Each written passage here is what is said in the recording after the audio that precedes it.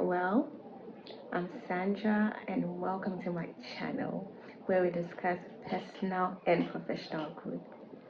So, today's video is SHS graduates, if you would, or anyone who is interested in revamping their technical skills or their knowledge and applications needed for daily activities in the education and professional world. Yeah. So, if you're an SHS graduate, the results are in, the results are great, or you are looking forward to getting into the tertiary or some tertiary institution, then this video is for you. Let's delve right in. There are 10 softwares and applications I believe you should get to know and accustomed to as you get into the tertiary institution or as you start your tertiary level education. Number 1, Microsoft Office. So that is Word, Excel worksheet, PPT, PDF, all that has to do with documentation and worksheets. So you can either use the Microsoft Office software platform or the application, or you use applications such as WPS or Google Docs and Sheets. So that brings us to the second application or software, Google. So there are so many applications under Google which you can make good use of. And starting with Gmail, you would need a Gmail account, that is an email address. Well, it can be Gmail or any other email address of your choice, but having an email address is expedient. So you can create 2 email addresses, one for personal use, one for professional use. But bear in mind, you can have as many email addresses as you desire. So all you will need will be a name, a username, and a phone number or another email address which you would need to receive confirmation to finalize the account or to validate your accounts, let's say. Yeah, so that is with having an account. It can be with Gmail or any other electronic mail service or platform. You can either use Hotmail, Gmail, or any other email service available. Yeah. Number 2, that's number 2. So 3 would be Zoom meeting. So Zoom is a platform for conference calls, virtual meetings, conference calls. So anything that has to do with a conference call, you can use Zoom. Some of your lecturers are going to be setting up sessions and then meetings via Zoom, so you need to get to know the app and be conversant with it. Yeah, so with that you will need an account. You just have to download the application or just connect online using your email address, which will come in handy here. Yeah, so you connect, create an account, and you'll be able to join meetings using this account.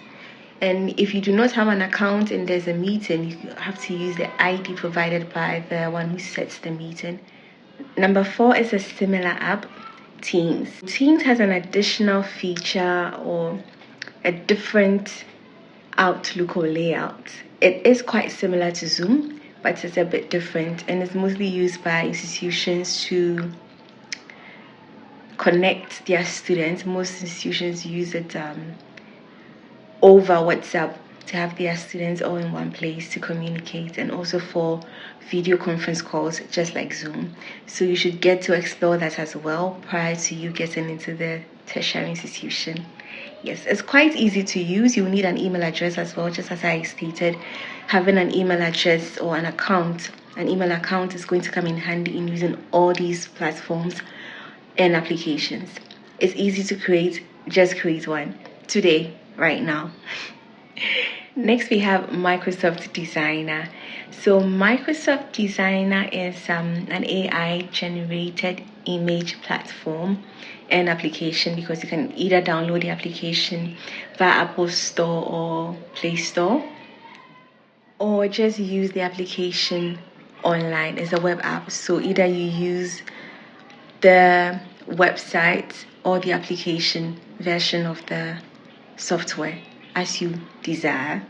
Yes, and with the phone version, you have to make sure your iOS or your phone software is the latest version, so it's compatible with the version in the Apple Store or iOS Store or Play Store. Apple Store, Play Store. Yes. So you can use this platform to generate images by giving it prompts for personal use or for your project. If you would like to include images in your project and you don't want any issues with copyright, you just have to include a prompt and then you get the image you desire. You may have to try a couple of times to get the perfect image or something that really aligns with what you want. But with each prompt, you are given 4 images. Yes. And then for each session, you have the opportunity to issue 15 different prompts. And with each prompt, you are given 4 images at most. Yeah. It's quite interesting. I think you should try it. I really think you should try it. Up next is Canva. Canva. I love Canva so much. I can talk about Canva all day. I believe Canva is an all-inclusive designing platform. In this case, again, it's a web app. You can either use it as a website or the website version or the application version, which you can have on your phone or installed on your PC.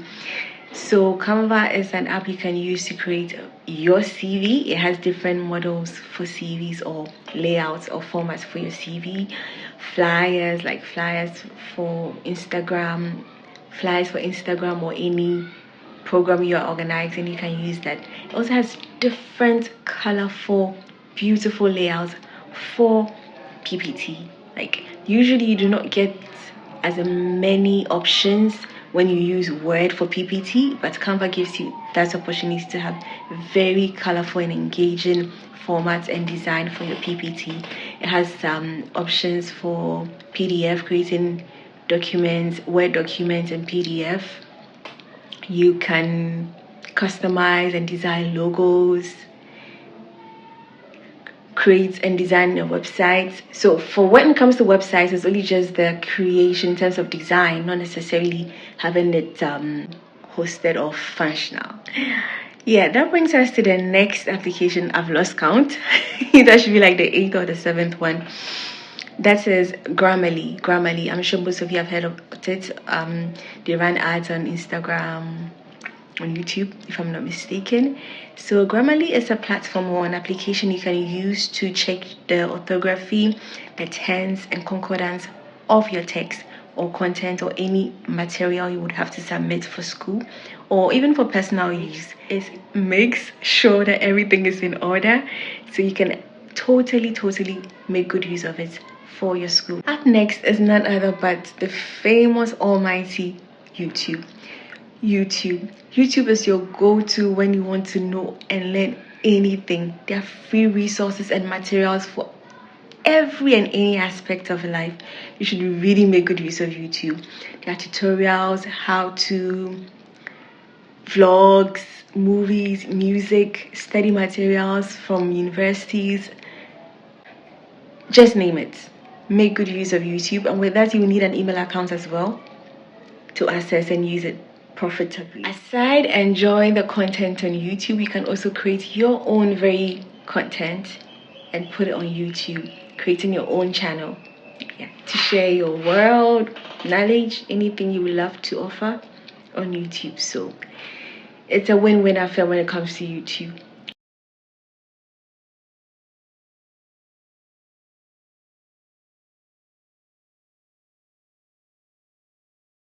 Last but not the least is LinkedIn. Of course you need LinkedIn. You don't have to be there all the time, but having a LinkedIn profile helps. You might say, well, Sandra, I don't have any work experience. It doesn't matter. Just create a LinkedIn profile, update it with what you have at the moment. It can just be your high school and tertiary information and some soft skills and technical skills you've already acquired. And then update it as you move forward with your career or as you move forward in your professional life or professional trajectory. Which is it? That will be all for today. I hope to see you in the next video. I'm hoping to discuss school life and some of the side hustles you can do as a student. So, catch ya. Bye.